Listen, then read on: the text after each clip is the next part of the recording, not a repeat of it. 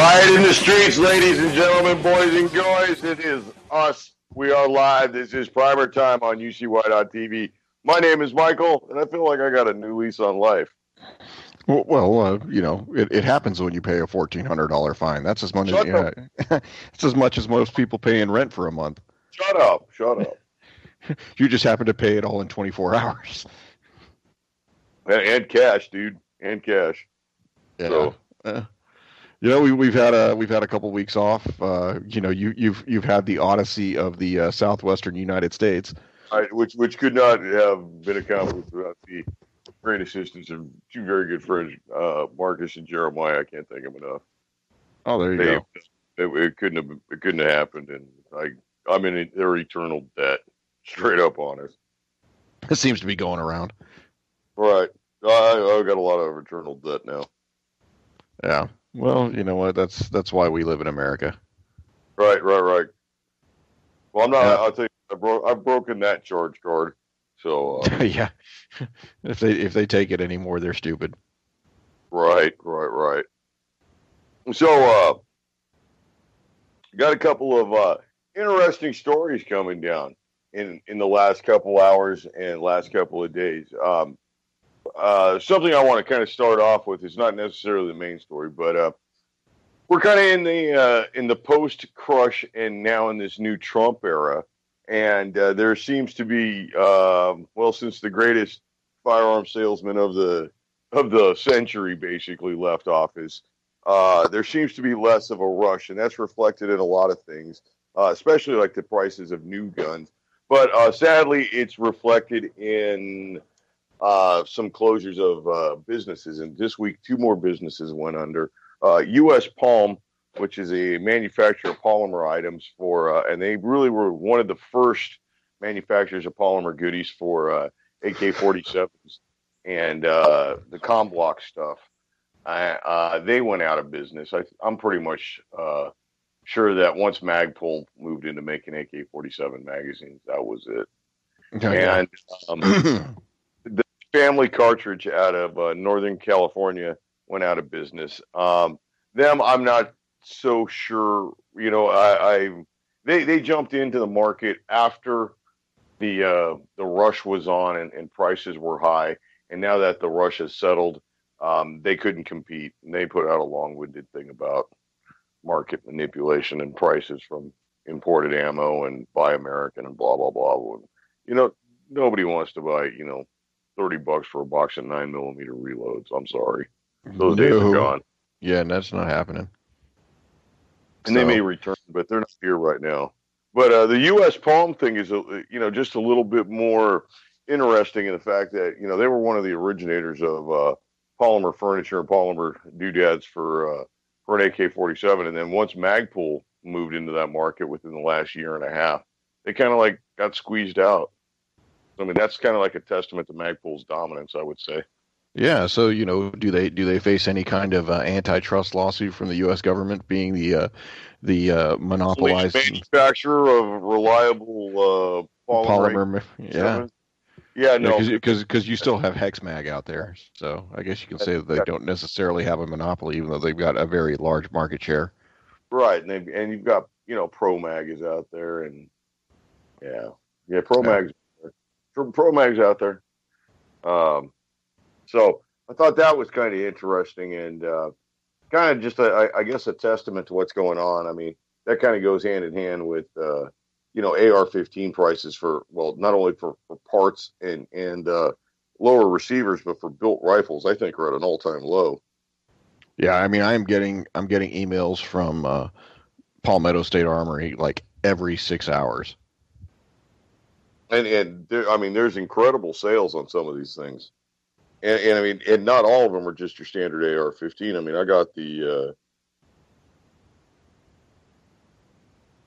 I basically saw the Mossberg Shockwave for, I think it was $399 with the Marine coat on it. I just saw a tweet that said North Korea says that they're going to nuke Guam. I think it's a bad move on their part. Well, you know what? Most U.S. Americans can't find Guam.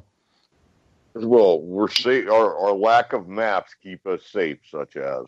Yeah. Well, if most U.S. Americans had access to maps, we could find places such as the Guam and the Iraq.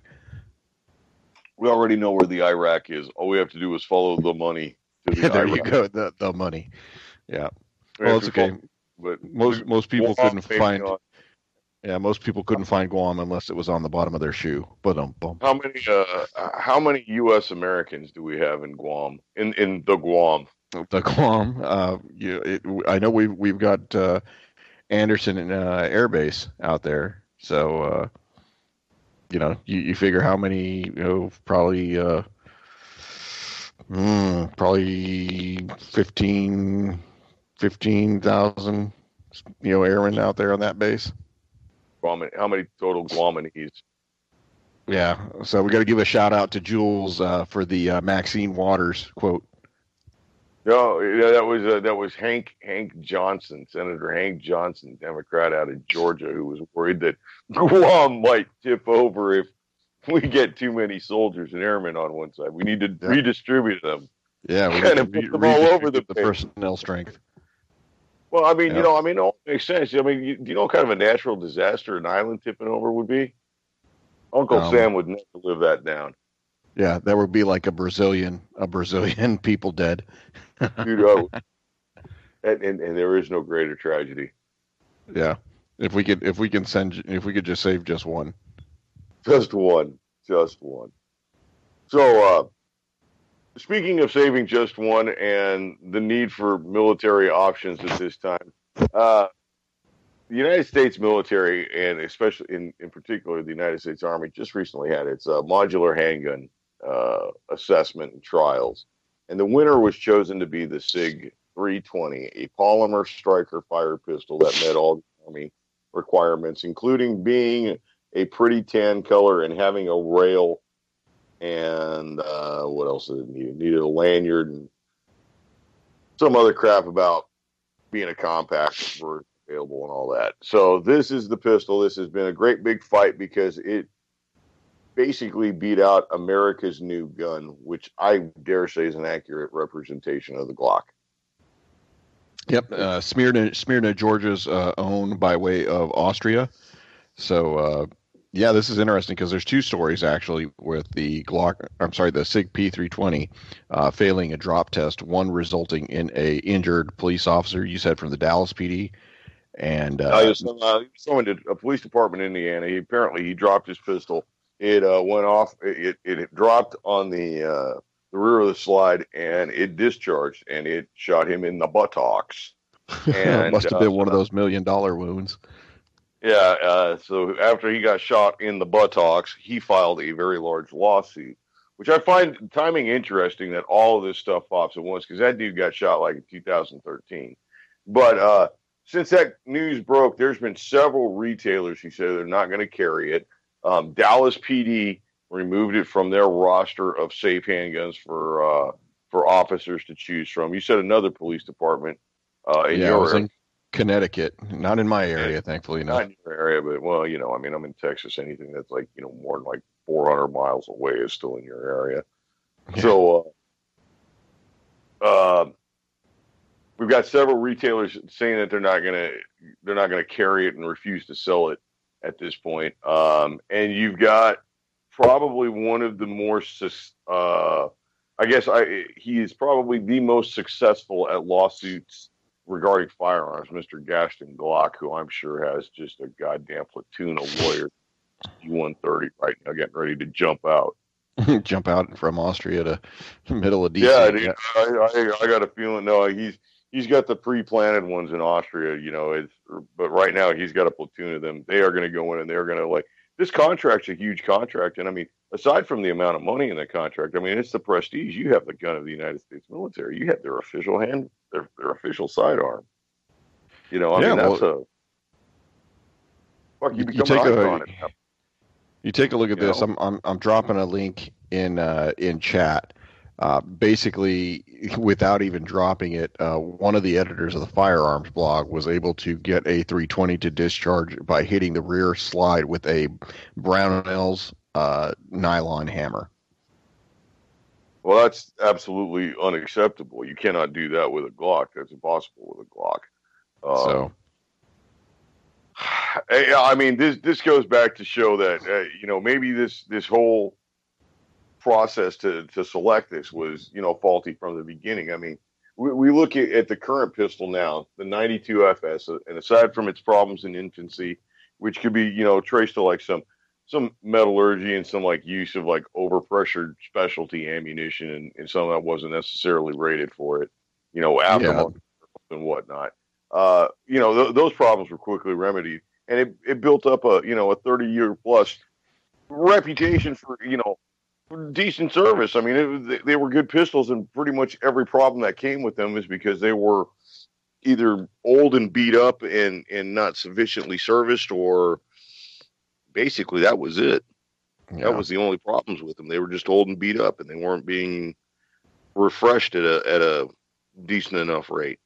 And you've got a 30-year infrastructure built in with the Beretta pistol, and now you move to this SIG, which is honestly it's a relatively new pistol. It's about 5-6 years old, but it doesn't have anywhere near. I don't want to say brand recognition, but the product ubiquity that the Glock has become. I mean, Glock is the standard. Anybody with a brand new polymer pistol, what's their first claim? Just as good or better than a Glock. Every one of them polymer pistols. So I mean, you have the pistol that set the standard, which was the Glock.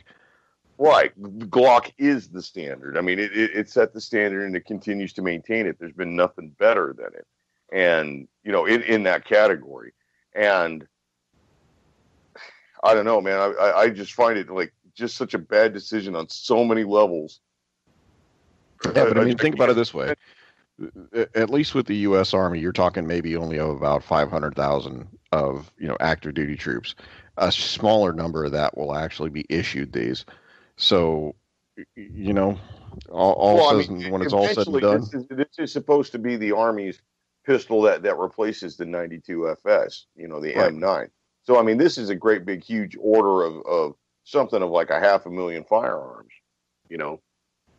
Yeah, certainly. But when it all comes down to it, SIG is basically offering a voluntary upgrade to prevent the failure.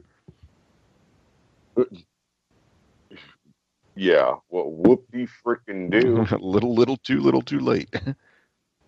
Yeah, I mean, I kind of truly do hope for the Glock success. I hope Gas and Glock can see the pants off of these guys. The interesting thing is that when they were starting to go through and lodge the complaints and file the redress of grievances against the selection process, I mean, you got to remember this is an organization with the Army that basically told everybody else that brought an M4 successor to the table, doesn't matter how good you are, we've already selected what we're going to go with, and it's going to be Colt. You see, I mean, at what point is there some sort of like oversight to this? Oh, that's Congress's job. Congress has oversight powers. Then we're screwed. There you go. I mean, I think this is. I now with this stuff coming to light about the SIG320. I mean, I'm truly of the opinion that this is like a move to weaken the nation. Just another one. I mean, honestly, how long is that Glock armorer's course? Oh, like good Lord! I haven't done it, so I couldn't tell you right off the top of my head. It's like a 4-hour course. You can take it on DVD in 6. You take it at a place, you do it in 8, and you build like 3 Glocks in that time. I mean, it's kind of funny. Like, what's the Glock armorer's toolbox? Yeah, it's like a couple widgets. It's a single punch. It fits on a keychain. That's your tool to take apart a Glock, further than the normal field strip. And, I mean, I'm sure the SIG is somewhat similar, but the infrastructure is not there. And it's there for the Glock. It's there in the civilian industry that we're increasingly moving to for every aspect of everything. I mean, even in the military, I mean, they're not putting cooks in the military anymore, are they? Oh, yeah, they are. Yeah. Are they? Are they Cooks are one of those things that we're going to always need. Yeah, but I thought we were contracting all that stuff out. No. We contract it out, but what ends up happening is that those soldiers who enlist in for the job, those guys become supervisors of those contractors, because when it comes down range, it's a KBR dining facility that's going to be run by a soldier. A soldier may be in charge of it, but the KBR is subcontracting the work out, the actual burger flipping and omelet making, to whatever third country national of the host country that we're in. I don't know. So, I mean, are there still like tent makers or tent repairer and all that? Oh, yeah. They are called laundry and bath specialists. They are in the Quartermaster Corps. They're MOS 92 Sierra. And if you ever meet one of those, you go the other direction, because those guys barely remember to breathe. Oh, wow. Well, you got to put everybody somewhere. Yeah. So we haven't talked about optics for a while, and I wanted to drop a story in chat. TridgeCon is coming out with a new AccuPoint line, and for those who don't know, TridgeCon became famous by being on top of most M4s in the service for their ACOG line, the Advanced Combat Optic Gun Sight, because it had Bible verses imprinted on it. But it was also known for the filaments inside for fiber optics that help illuminate the reticles, not requiring a battery. For anybody that's ever used the AccuPoint, they basically have reticles that are illuminated again with the use of fiber optics, and really, really, really good scopes. I mean, we're talking anywhere from $1,200 to $1,400 rifle scopes. So, if you believe that your scope is going to be more expensive than your rifle, then this is definitely for you.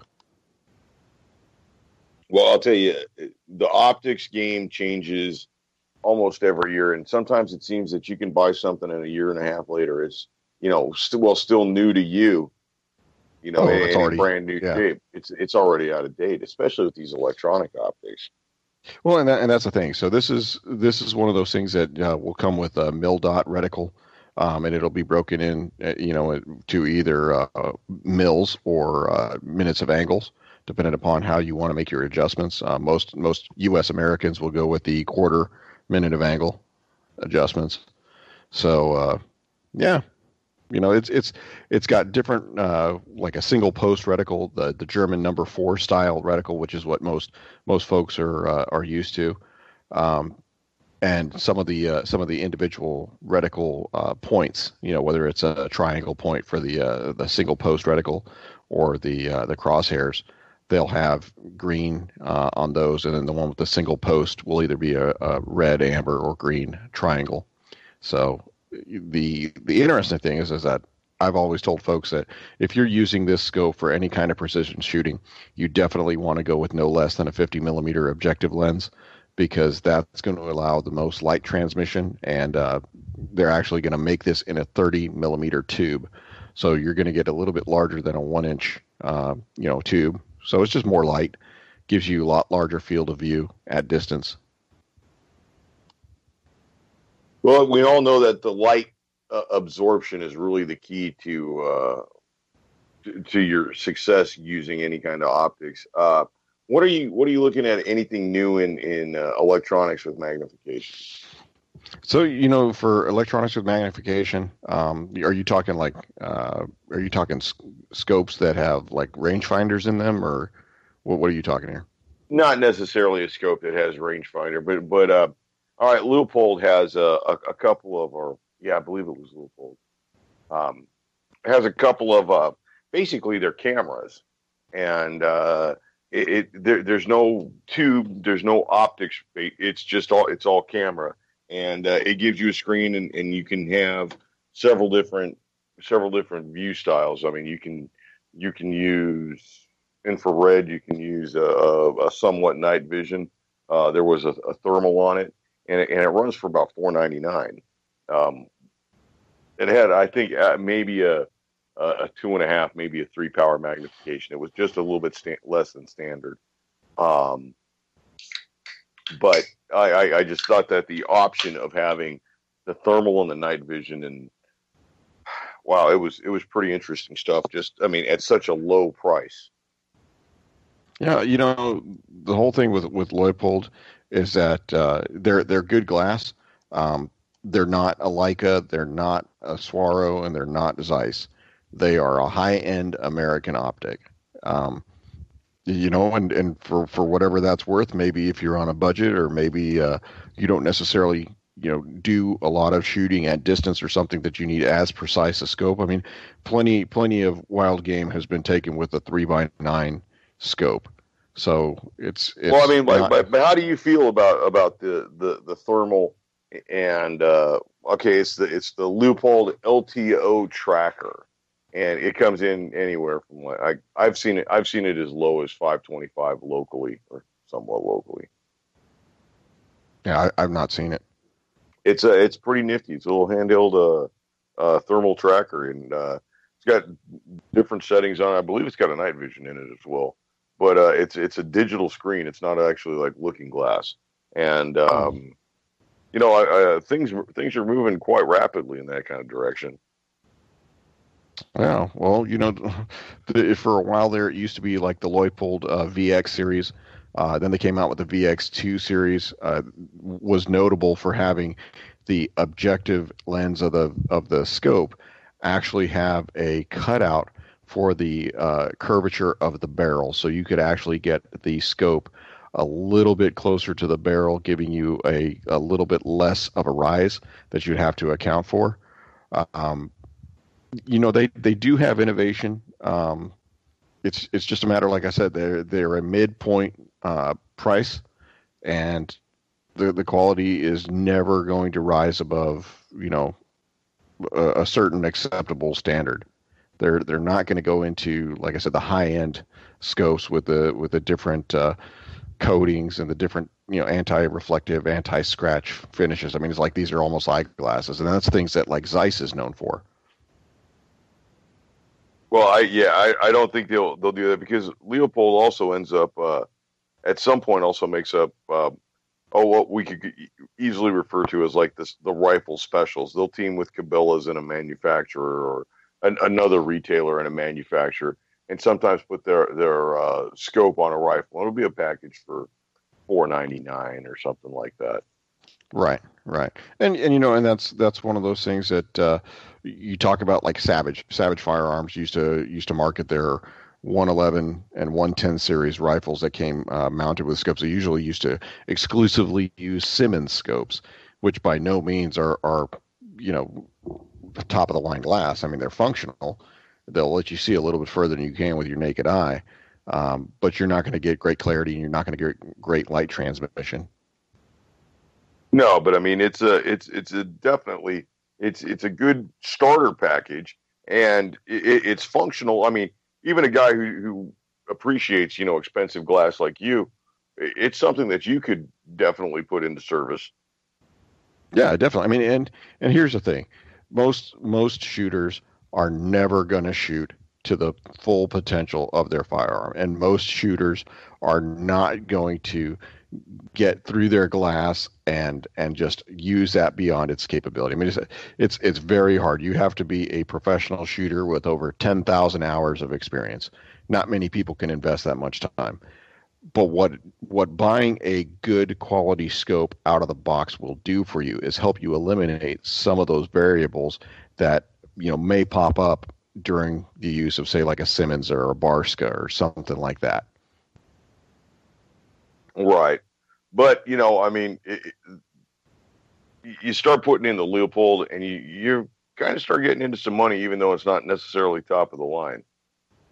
Yeah. Well, it just all comes down to what's your price point. What are you willing to spend to put an optic on top of your rifle? Did you spend $4,000 on your rifle and put a $50 scope on it, or did you buy, a $400 rifle and put a $2,000 scope on it? No, I understand that, and I think, unfortunately, with the trend in firearms, where it's been more to customization rather than like becoming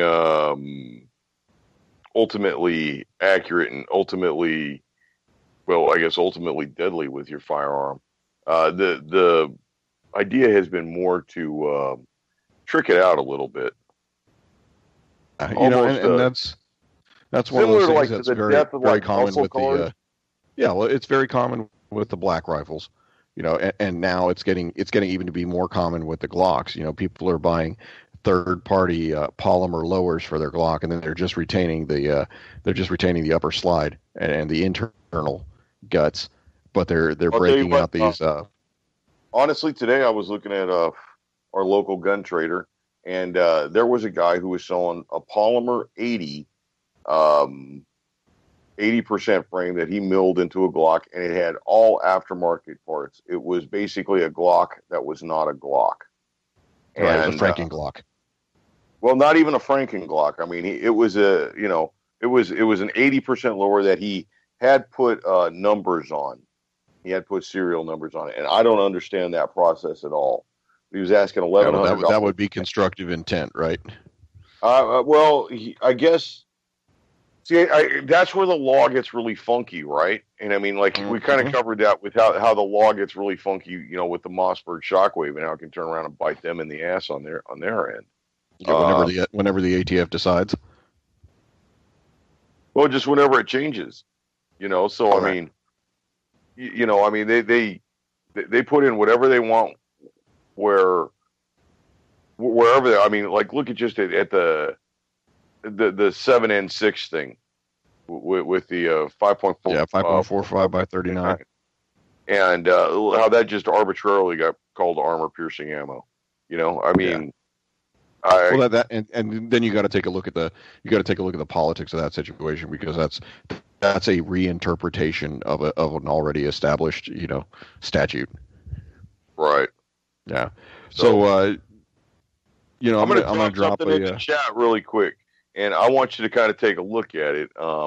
It's something I saw, and it kind of grabs me probably in a wrong way, but it's a chance at innovation, something we don't see, and this is from a company called Trailblazer Firearms, and Trailblazer Firearms has made basically a credit card sized pistol. Well, that's cool, I guess. Well, I mean, it shows a little bit of innovation, and I don't know. You want to go ahead and click that link and take a look at it? It's called the Lifeguard 22 Long Rifle, and it says the last gun you'll leave behind. And it's insanely expensive, and it's a single shot. It's very, very, very thin. It's in 22 long rifle, and it's insanely expensive for what it is. Have you taken a look at this here product yet? Yeah, it looks, it looks kind of interesting. It looks like you said, it actually looks like a little smartphone, in size. Yeah, so it folds out and it becomes a 22 semi-automatic pistol. So no, it folds out and becomes a 22 single shot. Oh, pistol. single? Is it a single shot? Okay, it has multiple. Yeah, I can't see past the image on the screen here. So I mean, I guess that's like your Liberator from World War II, right? I think it's probably far. I think for the price of one of those, you could have bought what was the Liberator, $4.12. You could have bought 100 Liberators in 45 caliber with that, and that includes box and 2 rounds and the pushing stick to unload the Liberator. There you go. So I've also dropped. Yeah, I've also dropped in chat a story that came out of the Truth About Guns, and is that the U.S. military has issued a new contract offer for 7.62 battle rifles. And the gist of the matter is that the claim is that the Army is looking for an interim combat service rifle that is capable of defeating emerging threats. And the article goes on to say, in other words, the 5.56 NATO isn't cutting the mustard, and that the military wants to go back to 30 caliber weapons. Well, the military is probably arming up for the next battle where the enemy has body armor. Either body armor or lives on the Korean Peninsula, one of the two. Well, I think that's a little day late and $1 short for whatever's going to happen in Korea. But I think Well, that's. Korea is the war that sneaks up on you no matter where or when. I truly think that this Korea thing is manufactured. I really do. Um, I find it just crazy that North Korea built 30 nukes in 6 months, and got a rocket that can now hit fucking Ohio or some shit like that. And Iran is 6 months away from a nuke for 26 years. Oh, it's better to be safe than sorry, right? I think we're being lied to once again. Yeah. Now, speaking of being lied to once again, how's Debbie Wasserman Schultz doing with Imran Awan and the rest of his family? Last I heard that she said that is his laptop, and she's not taking any sort of press. Would this happen to be the same laptop that she threatened the D.C. police chief with consequences should he not give them back? That is the laptop in question. Absolutely. Honestly, I'm totally surprised that Anthony Weiner's still alive. Yeah. Well, he did have that file labeled life insurance. Yeah. Well, I don't know. I think the game is blown. I think I don't know, man. The whole thing makes me sick. The media bullshit. I mean, seriously, CNN's still going on about Russia collusion and shit. I mean, collusion. Never mind the fact that fucking Trump turned off the war in Syria. I mean, he's just straight turned that motherfucker right off. He said, "We're not doing it anymore." And what's the story? Oh, Trump met Putin in the bathroom. They talked for 45 minutes. What the hell are they talking about in the bathroom? Just I don't know. Fuck. I don't know. You couple that with that pending legislation. What is it? Senate Bill 720 about failure to, or what is it? If you boycott Israel or say bad shit about Israel, you face 20 years and $1 million fine. I mean, shit, you rape a kid, murder somebody for cheaper and less time than that. Oh yeah, yeah. But not the only thing that gets you 20. The only thing that gets you 20 years and $1 million fine is like having a pound of pot, or a gun in a school zone. Yeah, a gun in a school zone. I mean, I don't know. I think it's. I think the fix is in. I think Trump has the merchant's hooks in him. I think there's no shaking it. And honestly, I think the merchant's hooks were in Trump before he got there. I mean, straight up honest. I mean, they talk about his Russian collusion and shit. Well, fuck, he didn't collude with Putin. He colluded with the Russian mob years ago to take out the trash at his casinos. Well, that's how you do business. That's how you do business. I can't fault the man. I mean, he basically straight up admitted it. And then, I mean, in 2008, he took a high margin note from non-banking sources. Well, I mean, who the fuck did he borrow from? The Irish? The fucking Mexicans? You calling all the fucking Guatemalans and say, hey, pony up some shekels? No. You know where he got that money from. So, I mean, he's tied up, and his daughter's converted to it. His son's all married into it. I mean, fuck, he straight up honestly says he wants a short dude with a funny hat counting his money. Well, the guy knows how to run a business. So, and that's the thing. I remember that was the argument against Mitt Romney, is that our country's not a business. Our country's not a business. Well, dude, our country's a corporation, and Mitt Romney himself said corporations are people. All these people, and you know what? Supreme Court said corporations are people. And Mitt Romney fully endorsed that. What's even worse is Mitt Romney and Netanyahu were buddy. I think if Romney would have been elected, we'd have already nuked Iran. But I'm telling you, I mean, Trump is. I don't know. I like Trump in the fact that he pisses everybody off. I think he'd probably be really cool to have as a neighbor. I don't want to know all his peccadillos or anything. I don't necessarily think he should be leader of the country. But he is, and I ain't turning him off. I'll tell you what, I'd rather have him than Hillary Clinton. That's for damn sure. Yeah. He was way better than any of the options except for Rand Paul, and Rand Paul ducked out first. Dwayne Elizondo, Mountain Dew Camacho. Gee, that's 2024, man. 2024. Well, I'm looking forward to Mike the Electric Fence Pence. No, 2024. It's President Camacho. Sit your monkey ass down, America. War is in Get you Georgia, dumbass. some Monday night rehabilitation. I'll pour some toilet water all over this shit and fix it. Get me a beer. Shit. Shit. There Your you head go. be you look like a peanut. Oh man. So yeah, it's interesting. We're starting to see the fixtures notification for sale at the local Gander Mountain. They're starting to put the pictures of all their shelves and display racks and floor cleaning equipment on the local Craigslist. Look at all those free number 9s you get when you go to Cabela's and buy their racks with price tags still on them. It'll be everything but number 9s. 4s, 5s, and 4, 5, 7s, and 9s. That's the only numbers you're going to get.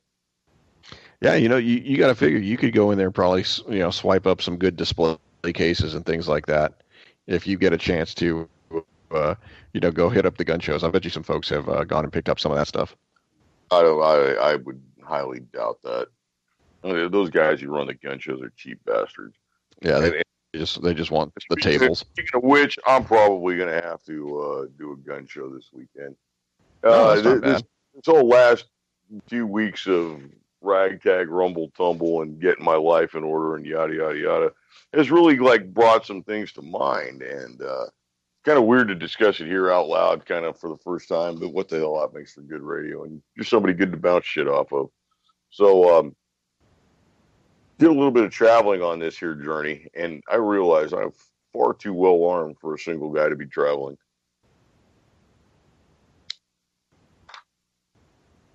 Say that again? I'm far too well armed for a single guy to be traveling. Yeah, certainly, and especially if you're carrying a large amount of cash. Oh yeah.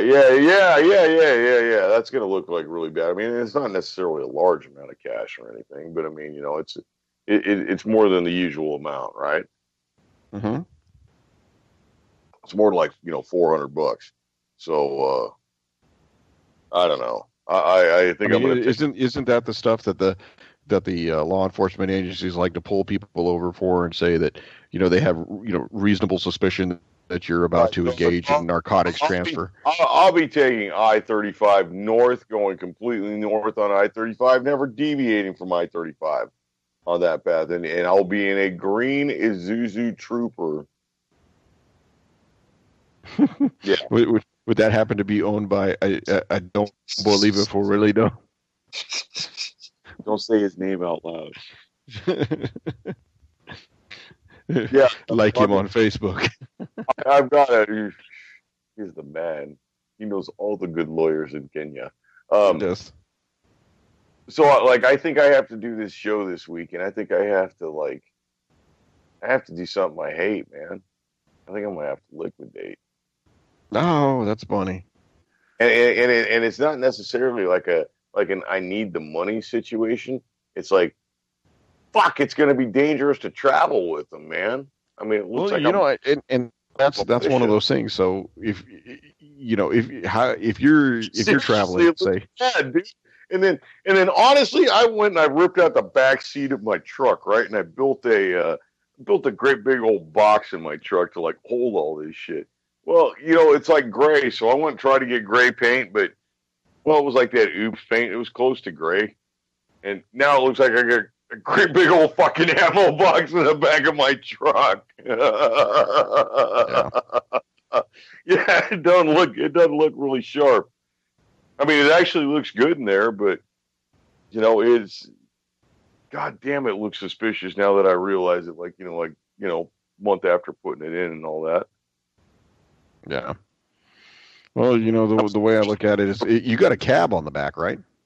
Yeah, well, I put a shell on the back of the truck, on the bed of the truck, but that's all I go filled with crap. Crap I probably don't need.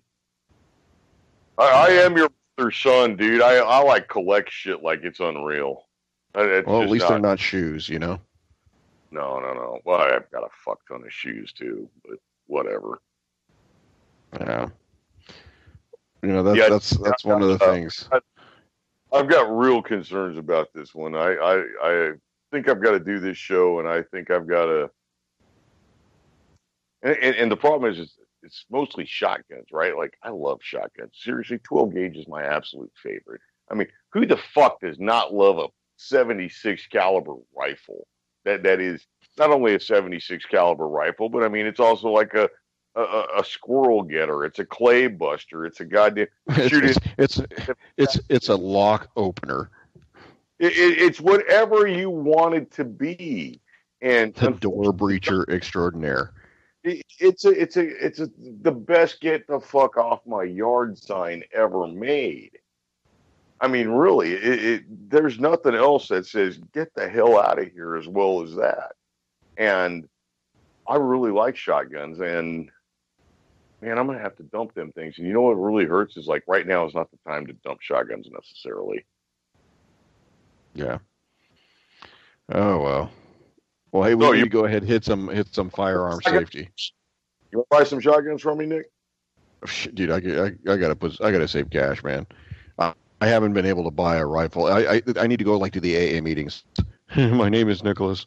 I haven't bought a rifle in 9 months. Hello, Nicholas.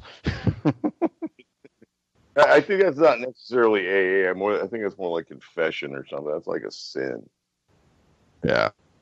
Well, I don't subscribe to that channel anymore. Yeah. Sin is overrated.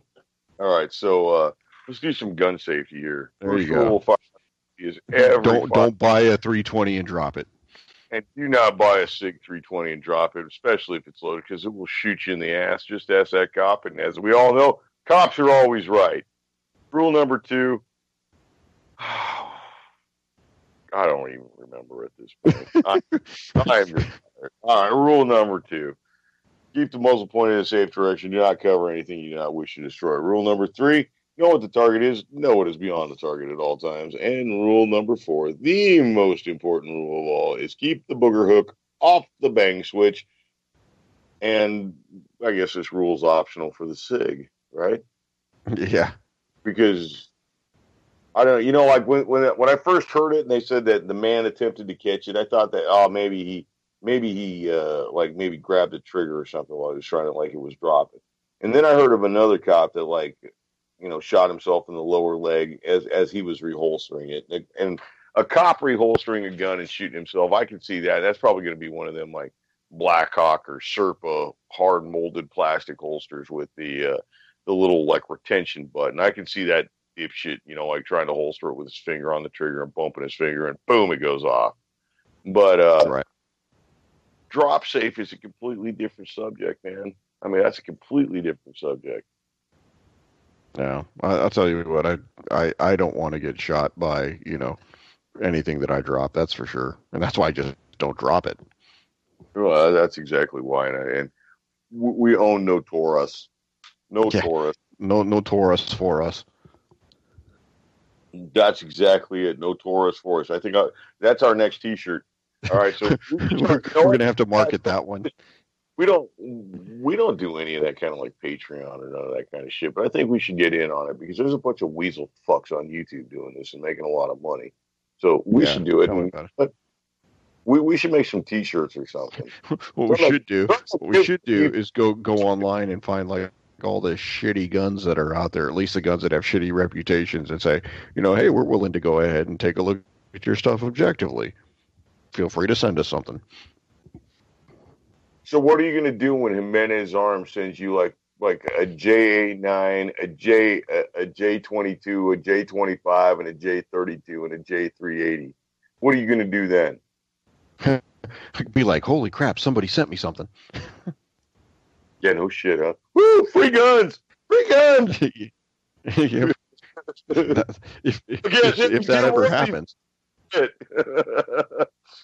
Y'all know anybody at High Point? Yeah, there you go. So, Jimenez Arms, for those of you who don't know, was started out as Jennings Firearms in 1978 by Bruce Jennings, not Bruce Jenner. So, not to be confused. It's been a myriad of companies and a myriad of locations, all within 5 miles and all within the same family. It's been probably what? Jennings, Brico, Jimenez, Yeah. um, Raven, Sundance. Yeah, Raven Arms. Raven's one of them. I mean, they're colloquially referred to as like the Ring of Fire guns to like tar them, and they're generally considered like the $59 Saturday night special. And yeah, they probably are, but some of them go bang sometimes. Sometimes. I had a J that always worked if you used like stingers in it.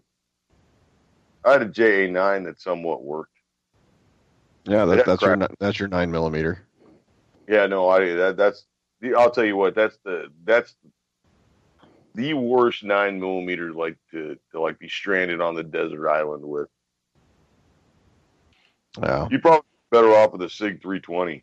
I'm actually surprised that the military didn't choose a Jennings. But if you try to use the 320 to open your coconut on the island, you may shoot yourself in the head. Right, but I mean, think about it. All right, there's really not much difference now between the Jennings JA9 and the SIG320. And I mean, for fuck's sake, the military buys like 500,000 of them. I bet you Jennings selling them things to the government for like $59 a piece. Wow. I mean, when you think about it, they're disposable, right? I'd almost say they're disposable. I mean, they don't make any sort of like lifetime guarantee or any kind of thing like that. But I mean, it's definitely a bargain price gun, and it has its niche. Unfortunately, I think its niche has been abused. But I mean, it's not a long-term weapon, and a lot of them end up being long-term weapons because they get fired once, and then I ain't shooting this piece of shit again. And it goes into a drawer. That's it. Until you need to take it to a buyback. Well, I'll tell you what. I'm really pissed off about the buyback thing as well. There's one going on in New Jersey right now, and they're demanding federal funding to buy back at 125% of retail price. Yeah. Well, it's interesting. You have a lot of different. They call them buybacks, which is euphemism for just buy it from you, because most folks I know don't buy theirs from a police department. No, absolutely not. And I mean, it's a great big joke. And this 125 of retail price. Well, I mean, who determines that retail price? Is that the new price? Who determines what the retail price is? Yeah, I'm gonna drop an image in chat, and it's interesting because at the New Jersey buyback that you're talking about, it's a 2-day gun buyback program. From a day that they did it in Trenton, you have a gentleman who is holding an AT4 who happens to be the. Oh my God! Can you imagine what happens to the children if the gangs and the drug addicts get a hold of that? Somebody might go and do dabs out of that thing or something. Yeah.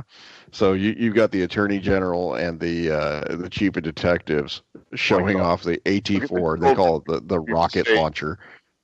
Look at the children we saved. Oh my! Yeah.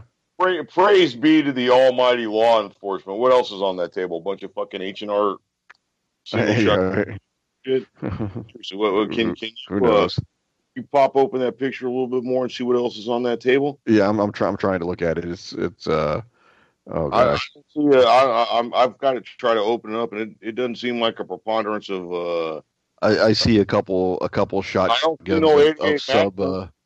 Yeah, I see a couple shotguns of less than 24 inches. Oh, dear Jesus, dear Jesus! Just think of the children.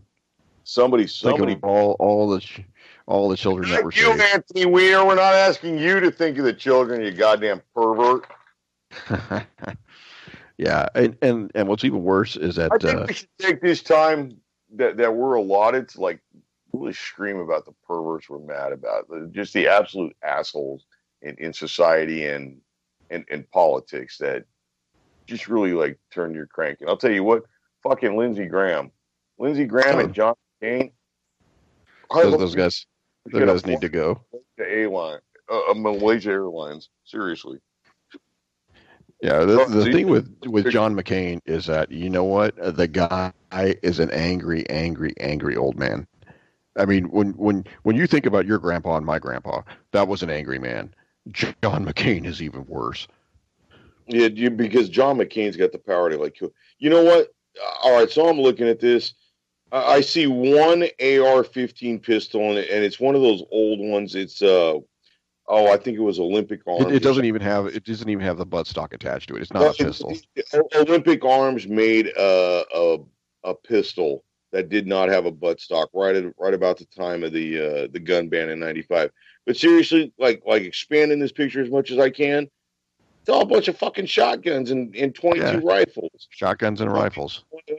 You can burn and keep half a Detroit warm for 2 or 3 nights. There's a lot of wood in there. You know, I mean, there's a lot of wood, and not only that, there is some duct tape. Right. I mean, gangsters don't necessarily. All right. So just at the ones I can see right now, there's a Glenfield 22, which is a Marlin 22, sold out of Sears or something. There's a Mossberg 22. There's a single shot 12 gauge. There's that one Olympic Arms pistol. There's a couple of camo shotguns. These aren't gangster guns. He ain't making the city safe except for that goddamn rocket launcher, which could destroy an entire school and half the city. Yeah, city block. Willis, did you see that Bruce Willis is making a remake of Death Wish? I've heard about it. I have not seen it. I'm telling you what, I'm pissed off about that. I mean, I'm pissed off because Bruce Willis, number one, sucks balls. And number two, Death Wish was a really, really good movie. But all the bad guys in the movie are white. You know what? Yeah. Any urban center, and that's not what you're going to find. I mean, you go way high up, but the guys who are shooting people on the street and carjacking, that's not how it works. So I mean, so interestingly enough, I want to. It's an Eli Roth movie. You know, triple quotations around Eli Roth. So yeah, it's the same goddamn thing. So with the AT4, I wouldn't be surprised if they have it turned around so that you can't see the words "inert" on the launcher tube. Absolutely, yeah. I mean, I don't know, man. I've seen so many of these buybacks that have the exact same thing: an AT4 or a fucking Law rocket, or even an inert demilled RPG-7 or something, and they hold it up like Jose and Julio are gonna be driving around in their Toyota Hoopty and launch that shit at the Crips. Where the fuck do you think we're at? Well, it's got to be just like in Back to the Future, where the Libyans were going after Doc with the RPG-7. You know what? The 80s were a fucking stressful time, especially especially what was it, Twin Pines Mall? Twin Pines Mall. In the lovely suburb of La Fuente, California. Oh my gosh, you remember that? Dude, I'm an old man, dude. I remember all kinds of shit. Yeah. Well, I'd like to give a shout out to a Peroni beer from Italy. They're keeping me real tonight. It's a Birra Superiore. I'm going to give a shout out to Miller Lite. I had I'm in the middle of my third one right now, and I wish you sons of bitches made a better beer. Oh, but man. I like your price for the location. Yeah. So I wanted to talk real quick about a rifle brand that before we get off here in the next couple of minutes. CZ USA. CZ USA puts out a lot of good stuff. They make some fine quality stuff. So what do you think of their CZ pistols? You know, the CZ75 being the standby of all times. But what do you think of some of their other ones? Well, I'll tell you what, the CZP 101, which is their, and I'm going to, because of this, because you said the 75, I'm going to exclude all the models of the 75 and the 95, which are basically all the same pistol in essence, in metal frame. So basically after that, all you get is a bunch of polymer pistols, which are kind of like polymer pistols of versions of the 75. They don't really deviate from that design. And there's, honest to God, no reason why they should. It's a classic. I mean, if I didn't shoot high powers, I'd probably shoot CZ75. That's something that I think a lot of folks in the U.S. don't necessarily hear about or see, and I think that they might want to give CZ a look. Good hunting rifles. Drop in a couple pictures in chat and give our listening audience and our viewing audience some eye candy. They also have a 45 clone Is called the DWA2. their products end up coming in at quite a pretty penny, and they're worth it. But I'll tell you that there's CZ clones made by other companies, Tenfolio being one of them. They make an excellent CZ clone in polymer even. Uh, I don't know. I just at the same price point, I'd get into a Glock. Yeah.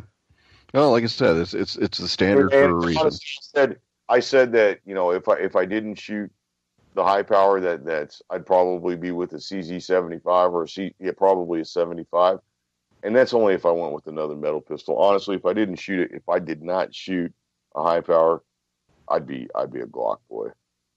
There you go. What do you think about their Scorpions? I think the Scorpion's a nifty idea. I think they've made a couple of deviations from like the standard line of thinking with weapons. Their magazines are essentially disposable, but they're priced right. Pound for pound, like you compare it to comparable 9mm carbines or carbine pistol kind of deals, I'd say that it's a strong second and possibly a real high third to the SIG MPX, and I'm going to discount the new MP5 because that's just out of the price range. I mean, that thing's like $3,500. So I mean, you can get a SIG MPX for like $1,400.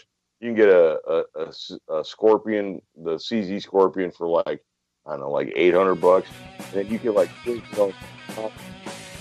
Well, hey, that's it. 1 hour went fast.